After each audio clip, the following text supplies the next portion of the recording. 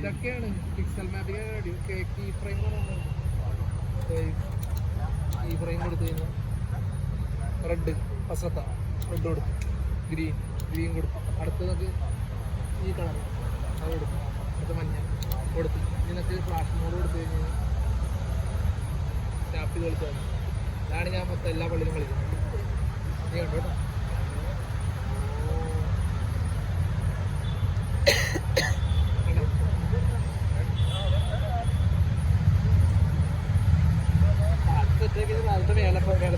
അത് ലേഔട്ട് ഇറക്കണം, അങ്ങനെ കിടക്കില്ല.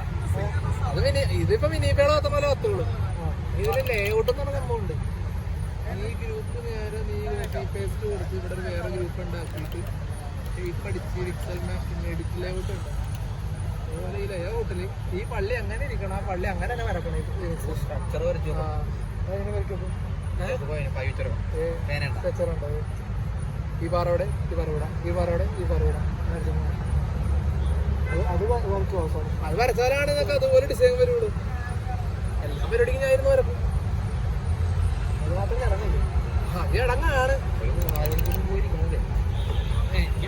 എനിക്ക് ഒരു മണിക്കൂറൊന്നും ഉണ്ടെങ്കിൽ ചില പള്ളിയൊക്കെ കാണിച്ചു തരാം.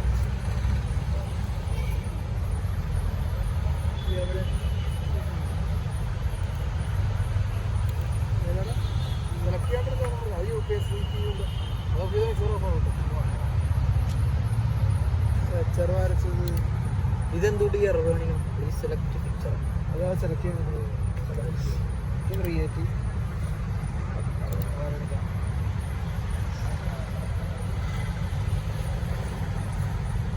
ഇത് ക്ലിയർ കൊടുത്ത് കഴിഞ്ഞാൽ പോയി. ഓക്കെ, ഇത് കണ്ടോ, ഇതാണ് പിക്സൽ മാപ്പിംഗ്. ഇതിന്റെ ലേഔട്ട് ചെയ്യുമ്പോൾ കാണിച്ചു തരാം. ലേഔട്ട് പ്രത്യേക ഗ്രൂപ്പ് ഉണ്ടാക്കിയിട്ടുണ്ട്. ഷേപ്പ് എടുക്കുക, പിക്സൽ മാപ്പിംഗ് എടുക്കുക, എഡിറ്റ് ലേഔട്ട്